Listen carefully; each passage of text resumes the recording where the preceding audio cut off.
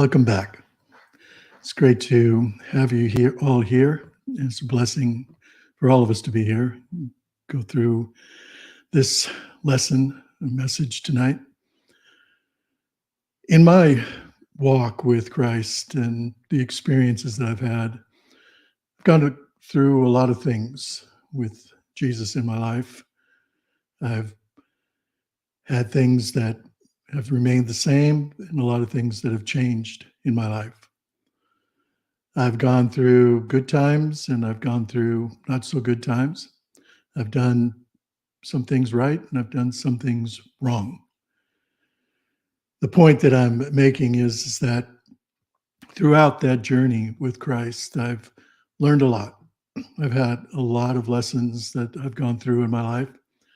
And one of the greatest things that I've learned is that through all of it, the good and the bad, the right and the wrong, that Jesus has always been there with me. So as we look at these parables, it's my job to use all the experiences that God has given me to help you find the true message in these words and from the Spirit of Christ. And so tonight we are coming to this parable. This was the second most requested parable from our listeners, the parable of salt. And there are two parables that go together, the parable of salt and the parable of light. They're similar, right next to each other in Matthew chapter 5. So as we get in, let me share my screen here. The parable of salt and light. And we are going to, tonight, the takeaways from these two parables is that you're going to get an understanding of the parables of salt and light, what they really mean. You're going to know the expectations that Jesus has for you from these two parables and how to use them in your life. You'll know how to use your salt, and by the end of the live stream tonight, you'll know how to use your light. So as we introduce these parables, the first, we want to set up the situational context. We talked about having context, who the audience was that Jesus was speaking to, understanding that audience, understanding the context in which Jesus spoke these parables, which can help us understand the meaning of the parable. So first we come to Matthew chapter 5, verses 1 and 2. And the context is, it says, when he saw the crowds, he went up in the mountain. After he sat down, his disciples came to him. Then he began to teach by saying. So that's the context. There's a crowd of people who are following Jesus, and Jesus sees the crowd, so he's going to go a little further up in the mountain so that he can teach. Now, just to give you a little more context and background of the setting for what Jesus is going to tell his disciples in the parable of salt and light, we need to go back to chapter 3.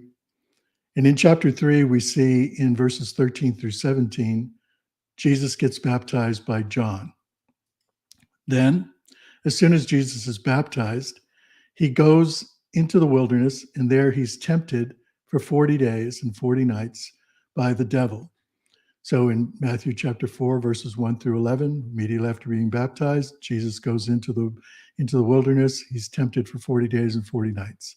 When he comes out of the desert, in Matthew 4, chapter 4, verses 12 through 17, Jesus begins preaching, repent, for the kingdom of heaven is at hand. And then in verses 23 through 25,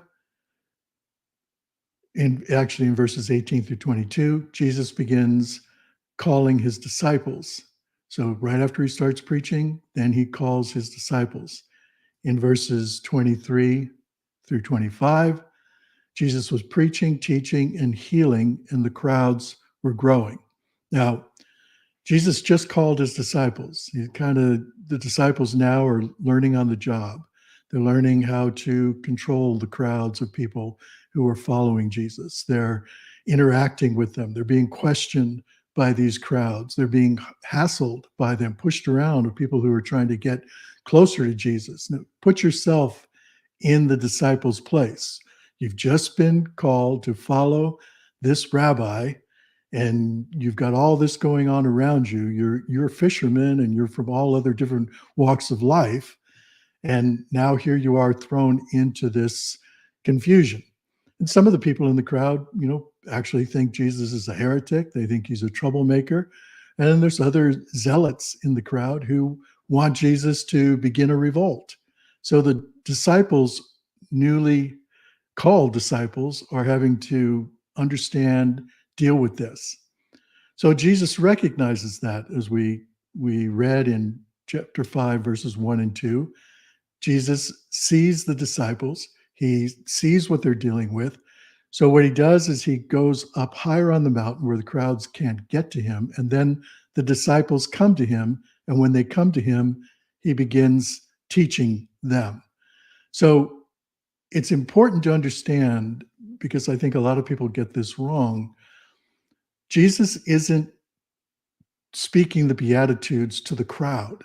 Remember, Jesus went up the mountain, so the crowds are down the mountain. If Jesus is speaking up the mountain, the crowds at the bottom of the mountain can't see Jesus. They can't hear Jesus. So he's not speaking to the crowd. The disciples who came to him, Jesus is speaking to them. He's giving this message because of all that they've been dealing with. So in verses 3 through 10, Jesus speaks the famous Beatitudes. So he starts by saying to them, "Blessed are the poor in spirit, the mourners, the meek, those who are seeking righteousness."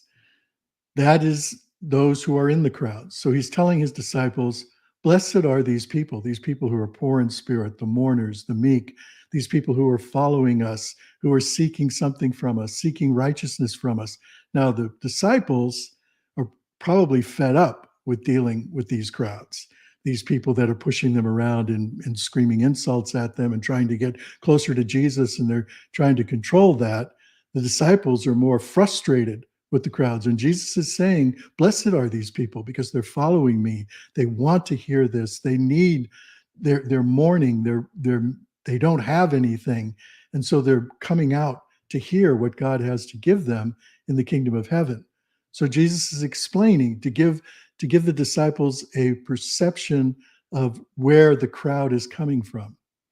And then he continues as he says in the Beatitudes, blessed are the merciful, the peacemakers, and the persecuted, meaning the disciples, because the disciples, as they're dealing with the crowds, they need to be merciful with the crowds. They need to maintain peace with the crowds. Yes, and there are some people in the crowd who are, yelling at them and, not kind to the disciples. They're being persecuted by those who think that Jesus is just a heretic. He's not the rabbi, the Son of God. And so that's the context. Jesus is kind of giving his disciples a flash lesson in how to deal with the crowds and understanding the crowds and giving them a perspective on them having patience with these people who are following him.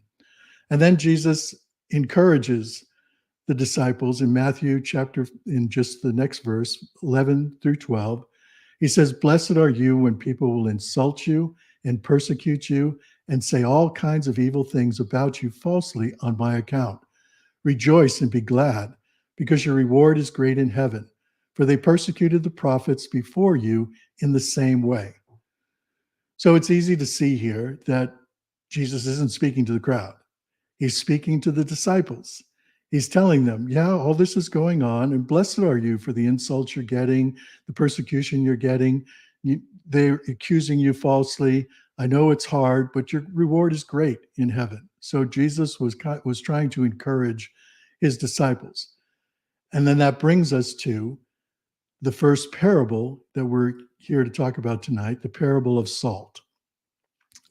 So in the parable of salt in Matthew verse 13, after verses 11 and 12, Jesus says, you are the salt of the earth, but if the salt loses its flavor, how can you be made salty again? It is no longer good for anything except to be thrown out and trampled on by people. And then we have this same parable again in Mark chapter 9, verse 50. It says, salt is good, but if it loses its saltiness, how can you make it salty again? Have salt in yourself and be at peace with each other. So, as I said, again, this is showing that Jesus is speaking directly to the disciples. Now, the disciples are following Jesus. It's also applicable to us as believers, but the disciples had a specific purpose and they were right there with Christ at the time. But Jesus is telling them that they're the salt of the earth. But if the salt loses its saltiness, how can it be made salty again? It's good for nothing. Now, salt in the first century was critical.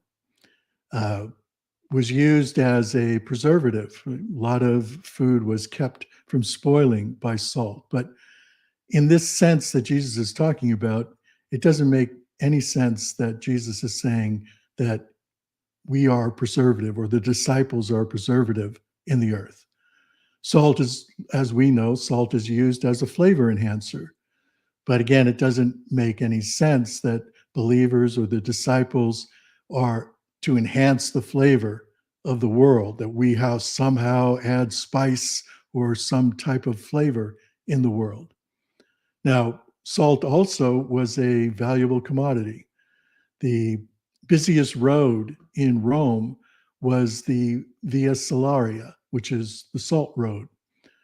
Roman soldiers were paid partly in salt. That was called the salarium agintum, which is where we get our word salary. So part of their pay they received in salt. And salt in a soldier's pay could be cut if the soldier wasn't worth his salt. That's where that phrase comes from. But Jesus saying they're the salt of the earth, meaning they have a value, but if they don't have any value, again, that doesn't make any sense for Jesus to be implying that some type of monetary value to this parable. Now, the Roman goddess Salt, was the goddess of health and safety. So another thing that salt was used for in the first century was as an antiseptic. Salt could be put in wounds to clean it. You could dilute salt, put salt in water, and then use that salt water solution to clean a wound. They promoted healing. So what Jesus is saying to his disciples and to us is that salt promotes the healing of wounds. First in us, have this salt in us, find our healing in our own lives, in all the things that we experience and we go through, have that salt in ourselves, and then also have that salt in others, to look for what's good in others, first in us, then in others. So we are the salt of the earth. We are to bring healing to the wounds that people suffer in their experiences and all they're going through. Those crowds that are following Jesus, that the disciples are trying to manage, they're the salt, they're the healing. These people have prayers and requests and needs, and their purpose is to help them find the healing for the wounds that they have in their life. Now, to Israel and to believers, Israel was the chosen people. They were to bring that vision to the world of God and what God could bring, the healing that God could bring. And as believers, we have the same thing, that we are God's voices in the world, bringing that healing. So as we have in Israel, the body of Christ, we're a blessing in the world. In Genesis chapter 12, verse 3, it says, God says to Abraham, all the people in the earth will be blessed through you.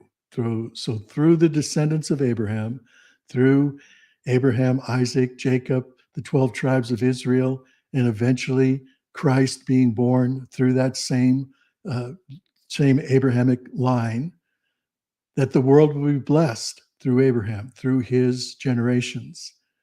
And in 2 Corinthians chapter 5, verse 20, the Apostle Paul says, We are therefore ambassadors, as though God were making his appeal through us.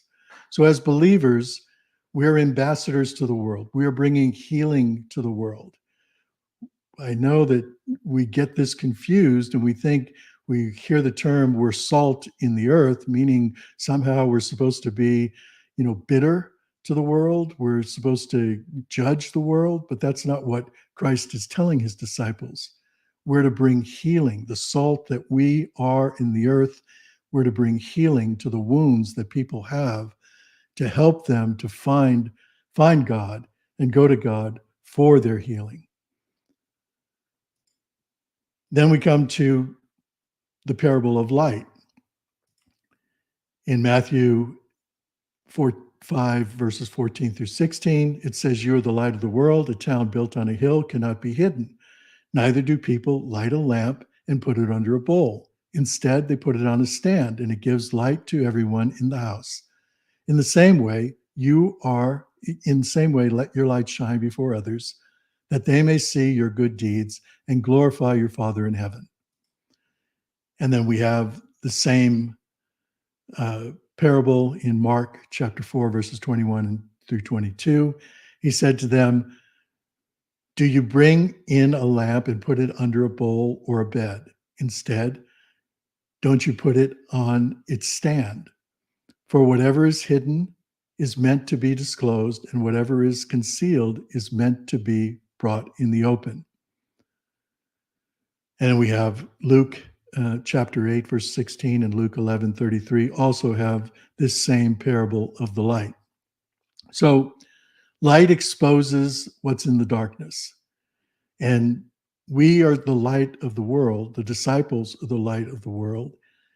And the world is supposed to see a contrast between the light and the darkness. There should be a contrast between who we are as believers in Christ and the rest of the world. And by seeing that contrast, the world will glorify and acknowledge God. They'll see that there's something in us that isn't in the world, and what's in us is God. So, salt is an antiseptic that promotes healing in humanity, and it shows the world God's love. And Jesus is speaking, as I said, specifically to the disciples, but he's also speaking to us. The words that he spoke to them is also spoken to all who believe in him. Now, the disciples had a very specific call. They had a destiny. And as believers, we also have our own call. We have our call to be light, which means to expose the darkness, and to be salt, bringing healing to the wounds of others in the world. Now, your call in Christ, the Apostle Paul tells us in 1 Corinthians 7:17, each person should live as a believer in whatever situation the Lord has assigned them, just as God has called them. So we each have our own circumstances, our own situations that we're living in. We're called to be salt and light in the earth. And the disciples had a unique calling. They were witnesses of the life, the death, and the resurrection of Jesus Christ. Their salt was their preaching as healing medicine for the sin in the world, and their light exposed the futility that people face without salvation by Jesus Christ. Their sphere of influence was the church and mankind. Now, we're called in our own spheres. We have influence around us in our own life, and we're to be salt, healing, and light, exposing the darkness in those circumstances around us. So, in our families, we are to be salt and we are to be light in our own families. With our friends, I mean, think about it, if we can promote healing among our friends, they can see the light in us. They could see and glorify God because of the light that is in us. They can see the difference between us as believers and all the other things going on around them. In school, whether it's high school, junior high school, college, You're salt and you are light. God has called you to be that in those circumstances that you live in. At work, I've had a lot of experience in being at work with people and working around people, and people, we all go through a lot of things. And our call by God is to be that salt and to be that light among those people, not to disappear, but to be there to comfort, to heal, and to expose the darkness around us. In church, you may be called in church to serve, to preach, to pastor, to evangelize, to teach, whatever the calling is as you are serving in those circumstances in church, you're the salt and you're the light. And then in the world, just our everyday experiences with a lot of people we've never met before, to remember that we are the salt. We're called to be the healing in those circumstances. And I know a lot of times, it's not easy to, in some situations where people are being very critical, very judgmental, very harsh, very demanding of us, we're to always remember that to be that salt and to be that light in our circumstances. Now, how can we be salt and light in the earth? As I said, salt is being an antiseptic, a healing in the world. We can be that by being an example of our lives to show others that recovery is possible. I have here your story. By telling people your story, by telling people where you were, how your life was turned around. I mean, I look at my life, and a lot of times I've told people, I think I've lived 5 or 6 different lives because of going through things. And you just see how things have changed in your life. And I look at one day, I'll share my life, but I did not come from the best of places. And yet God turned my life around, turned it upside down, has brought me through so many things. I really shouldn't even be here. And when I tell my story to people, that shows them in their own lives that recovery is possible in their life through God, through Christ. That's the healing that we can bring by showing them the example of our own lives. Our words and our actions can help people improve their health, their spiritual health. So through our support, people are in trouble, they're having issues, they're having problems, to be there for them, to support them, to show them, not just in your words, but also in our actions, that we help them, we support them. People say, well, why do you even care? Because we are, that God has given us that. That's our call. We're to be salt, we're to bring healing. And if people are struggling and people are suffering, we're there to support them. Through our service to others, that we can lift them up out of unhealthy situations. I remember once that I found a guy on the street that was just drunk and, continuous alcoholic. And, I brought him to a shelter, and he was able over time to turn his life around. He had reached rock bottom. But just doing that serving others can lift them out of those unhealthy situations. That's being salt, healing wounds. And our voices can focus on the positive instead of the negative, our leadership, and being in situations where people want to, complain about things and always being negative about things, say bad things about other people, to show our leadership and be positive instead of being negative and being sucked into, those same types of words and sayings. By that, we're showing, we're healing, we're bringing those wounds the medicine that they need. So by our leadership, we can be an antiseptic in the world. And our light. Now I have here that, as an antiseptic, that's, all these things, our story, our support, our service, our leadership, those come from our mind. And we talked last week about a spiritual person. We have the mind of Christ and we have the Spirit of Christ, and the Spirit the mind of Christ and the Spirit of Christ works on our hearts. And this makes us spiritual as we grow, utilizing the mind of Christ and the Spirit of Christ. And others see the good things that we do and they realize what evil is. What is our motivation? People look at, why do you do that? Why do you help people? Why do you not get upset? Why? They see that, what's motivating us to do that, and they can see the contrast between the good things that we do and the evil that other people do. Light overcomes darkness. In Romans 12:21, it says, can I have that back again? Romans 12:21.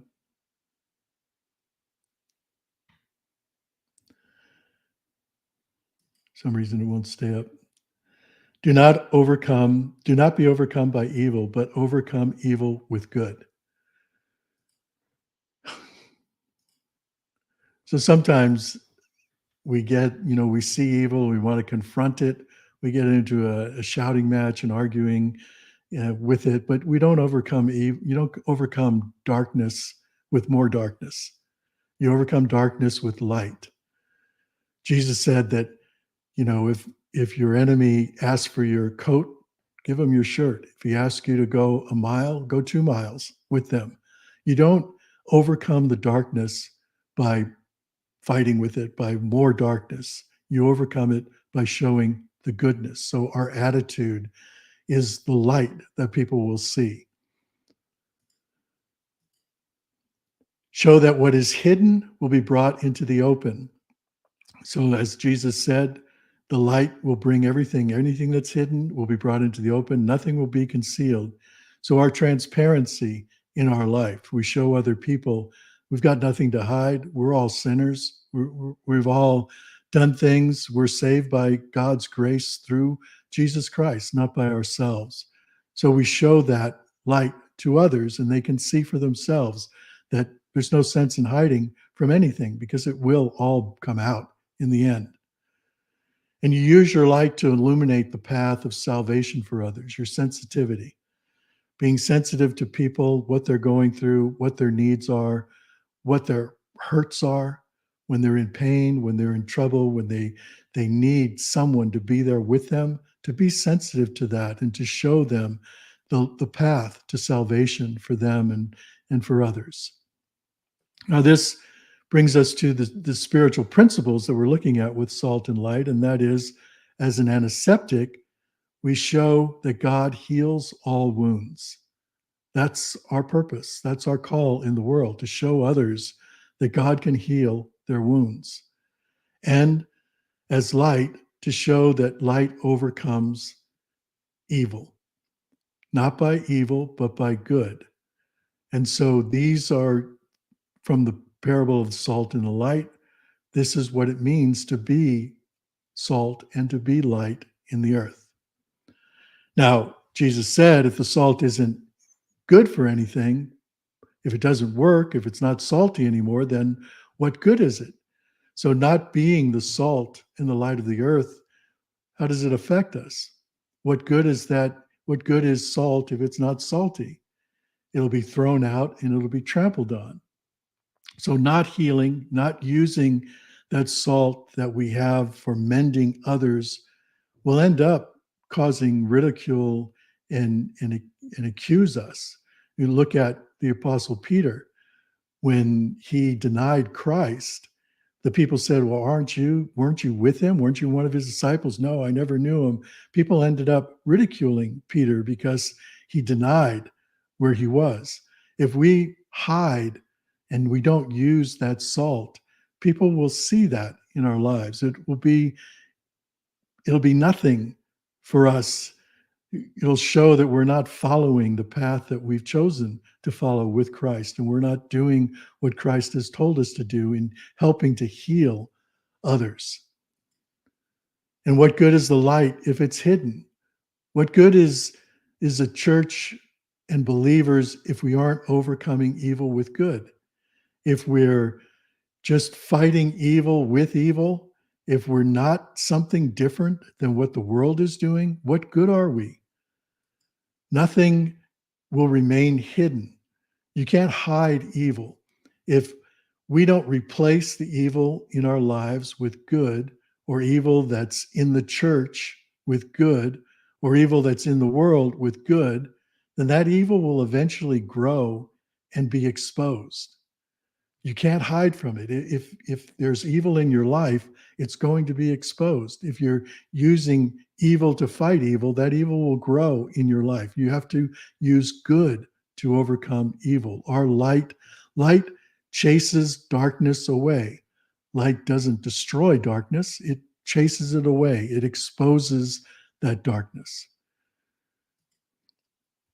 So again, as our takeaways, understanding the parables. I think that as we've gone through these parables, you see the salt and the light probably a little differently than you understood it before. You know the expectation that Jesus has for you. His expectation is that you use your salt to heal the wounds of others, and you use your light to overcome the darkness and the evil in the world with good.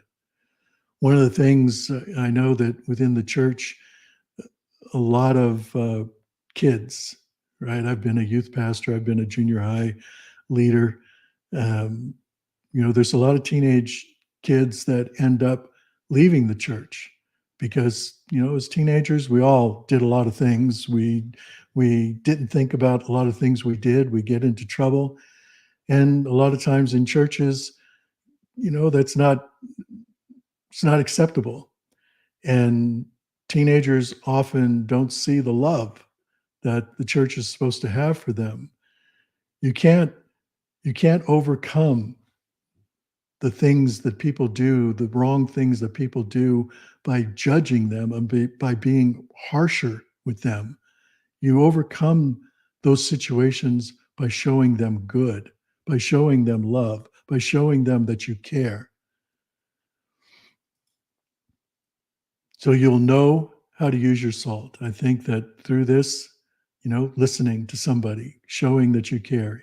If somebody is hurting, somebody does have issues, help them to find help.